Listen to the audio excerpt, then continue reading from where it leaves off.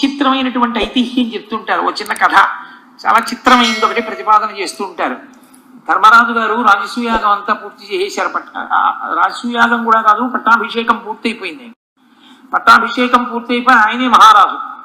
బడలిపోయాడు. మరి ఇన్ని పనులు చేసి ఓ పెళ్లి చేస్తేనే బడలిపోదాం, ఆ పట్టాభిషేకం అంతా ఇన్ని దాన ధర్మాలు చేసిన వాడు బడలిపోడండి.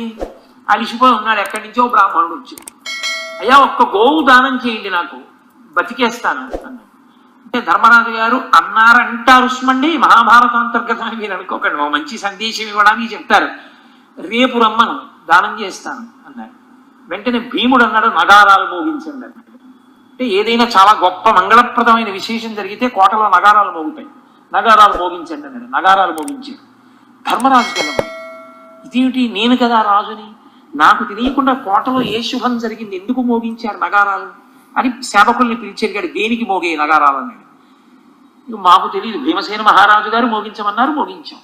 ఏది భీమసేనుడిని పిలవండి. ఎరా తమ్ముడా, ఎందుకు మోగించావు నగారాలు? అన్నయ్య, ఇంతకన్నా శుభమే ఉంటుంది లోకంలో, ఇవాళ నువ్వు అంత గొప్ప విషయాన్ని సాధించావు. ఏం సాధించానురా? రేపు దానం చేస్తానన్నావు కదా గోవుని, అంటే రేపటి వరకు బతికుంటానని నమ్మకమే కదూ. రేపటి వరకు బతికుంటానని చెప్పావంటే నువ్వు కాలాన్ని విజయం సాధించావు, కాలము మీద అదుపు సంపాదించావు. నువ్వు ఎంతకాలం ఉంటావో నీకు తెలుసు అనమాట. లేకపోతే రేపు చేస్తానని ఎందుకంటావు, మంచి పని. అందుకని ఇంతకన్నా గొప్పది ఎక్కడ ఉంటుంది, అందుకని నగారాలు భోగించమన్నానన్నాడు. ధర్మరాజు గారు వెంటనే ఆలోచించి, ఆ బ్రాహ్మణుడిని తీసుకురండి, గోదానం చేసేస్తాను.